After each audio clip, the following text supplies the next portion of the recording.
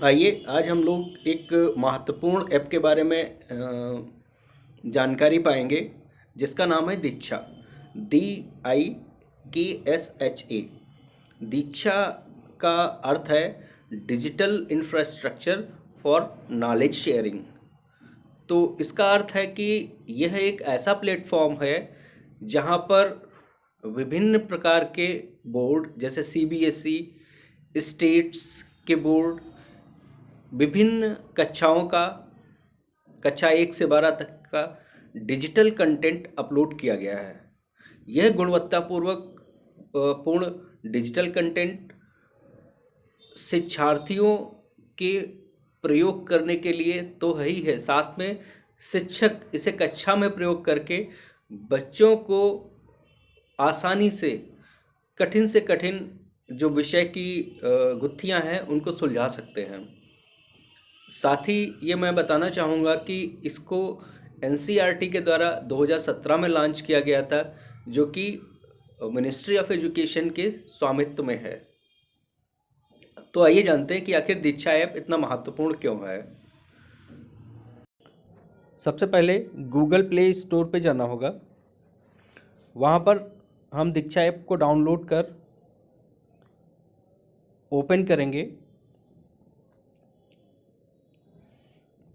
Open होते ही हमें जो लाइब्रेरी है उसके अंतर्गत विभिन्न सामग्री दिखाई पड़ती है, परंतु हमें क्या करना है, सबसे पहले लॉगिन करना है। तो लॉगिन करने के लिए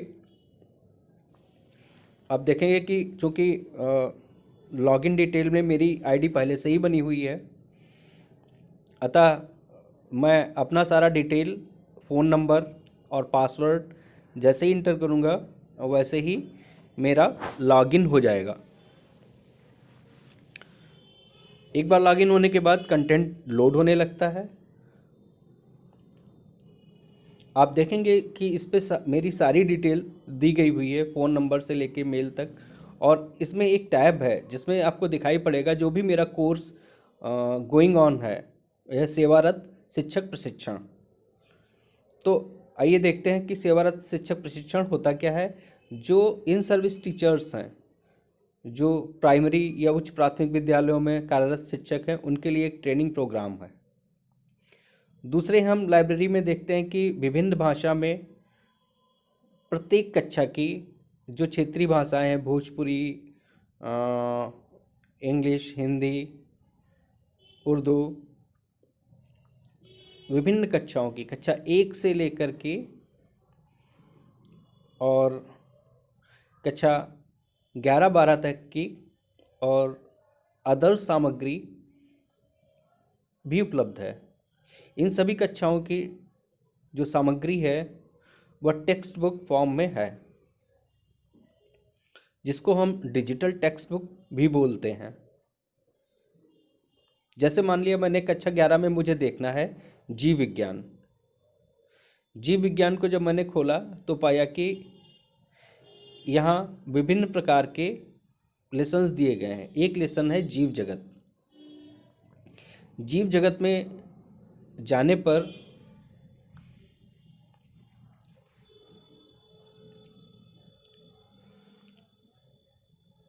हमें इसको प्ले करना पड़ता है। तो PDF फॉर्म में जो अपलोड किया गया कंटेंट है वो हमें दिखाई पड़ता है।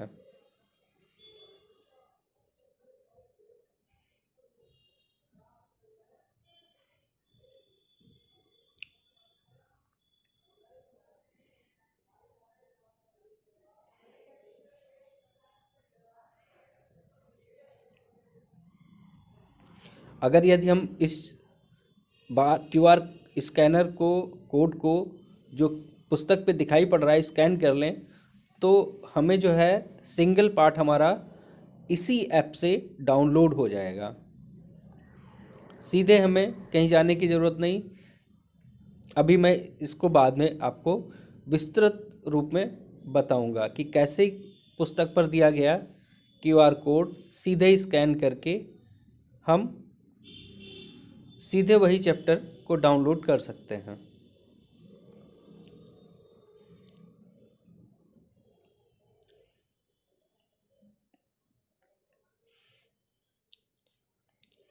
अब दूसरी बात आती है, इसी चैप्टर में विभिन्न इसी पुस्तक में विभिन्न प्रकार के चैप्टर्स दिए गए हैं। इनको हम वीडियो, डॉक्यूमेंट और इंटरेक्टिव मटेरियल, जैसे एक वीडियो मैंने जीव जगत पे मैं प्ले करने जा रहा हूँ, आप लोग देखिए।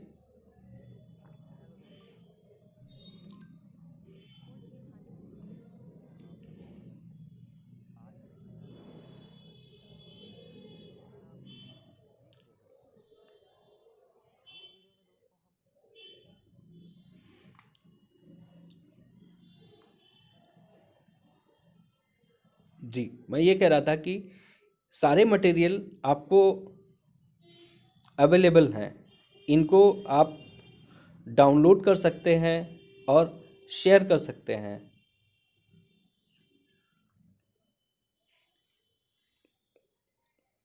किसी भी समय आप इनको डाउनलोड करके स्टूडेंट्स को शेयर कर सकते हैं, जिससे कि छात्र अपने रुचि के अनुसार, अपनी सुविधा अनुसार समय का चुनाव करके अपना अध्ययन कर सकें। यही इसका सबसे महत्वपूर्ण और सबसे आकर्षक बिंदु है।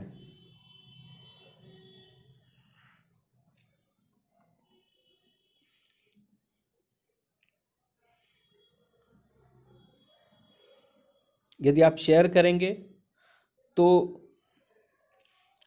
सारा कंटेंट या टारगेटेड कंटेंट आपके वांछित जगह पर शेयर हो जाएगा।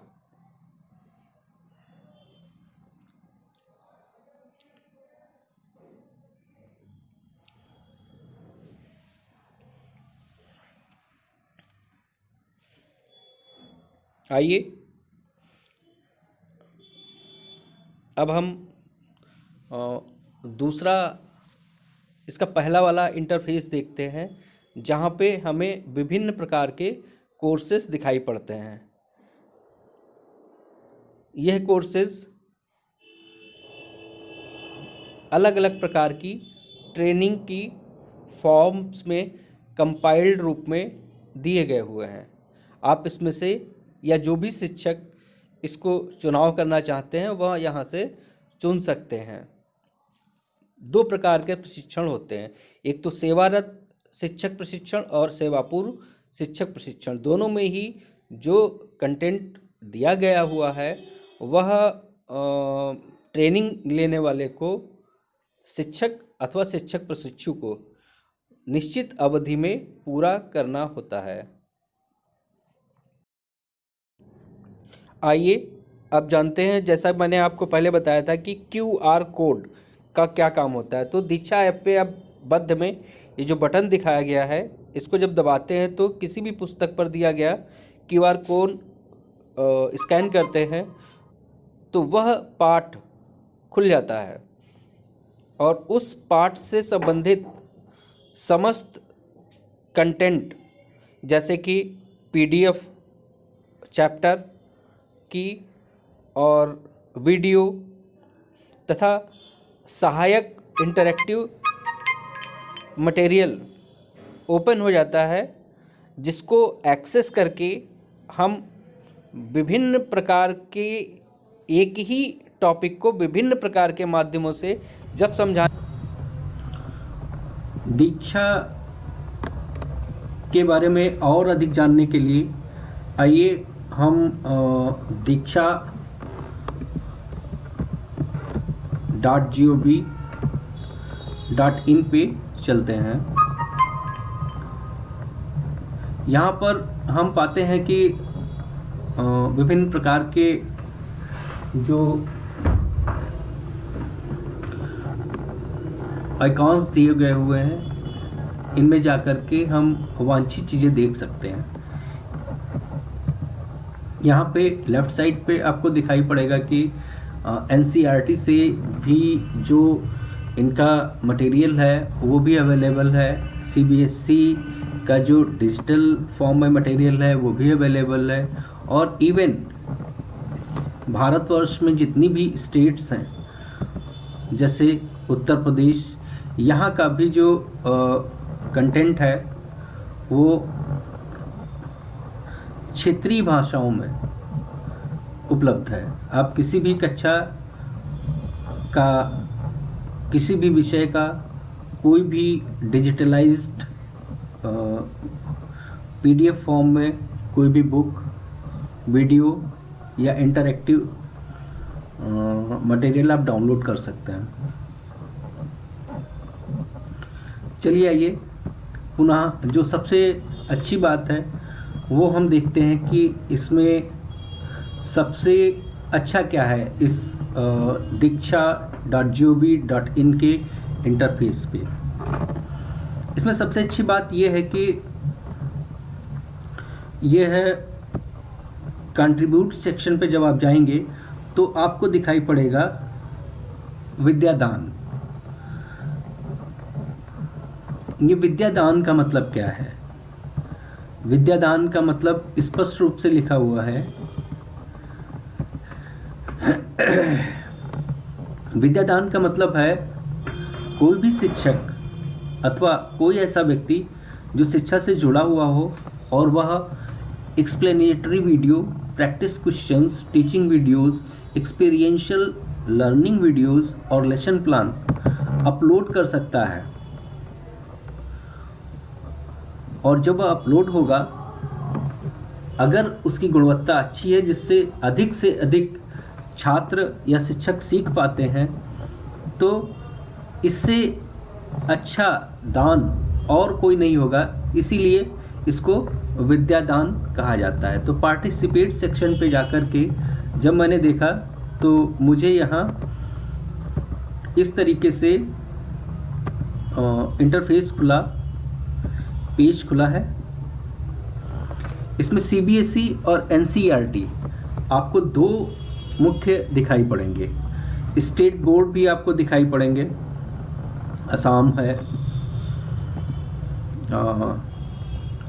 कर्नाटका है, तेलंगाना है, गुजरात है, चंडीगढ़ है।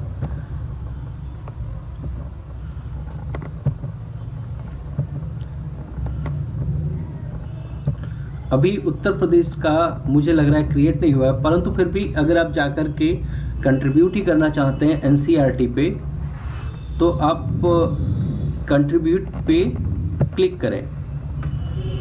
जैसे CBSE में मैं कुछ कंट्रीब्यूट करना चाहता हूं तो मैंने CBSE पे क्लिक किया हुआ है। यहाँ पे ऑल प्रोजेक्ट्स लिख के आ रहा है। आपको कहाँ पे जाना है? माई प्रोजेक्ट्स में। चूँकि आपका कोई प्रोजेक्ट है नहीं, इसलिए यहाँ पे क्या करना है? Click here to get started. अब यहाँ पर आपको यह एक्सप्लेनेटरी वीडियो दिखाई पड़ेगा, यह एक्सप्लेनेटरी वीडियो दिखाई पड़ेगा जो कि पूरी प्रक्रिया को बताता है कि कैसे आप इसको जो भी मटेरियल आपका उच्च गुणवत्तापूर्ण मटेरियल है वह कैसे अपलोड कर सकते हैं। धन्यवाद।